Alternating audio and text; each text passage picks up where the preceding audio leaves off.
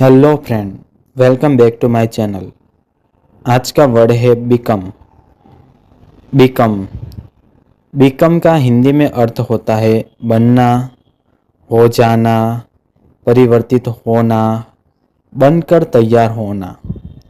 जब कोई इंसान या चीज बदलकर कुछ और बन जाती है तब हम कहते हैं बिकम। चलो इसे एग्जाम्पल के साथ अच्छे से समझते हैं। I want to become successful. मैं सफल बनना चाहता हूँ। She becomes angry. वह गुस्सा हो जाती है। He becomes a teacher.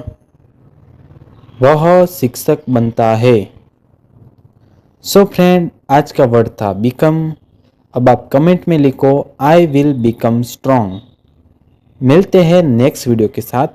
Channel को लाइक करें, शेयर करें, सब्सक्राइब करें। धन्यवाद।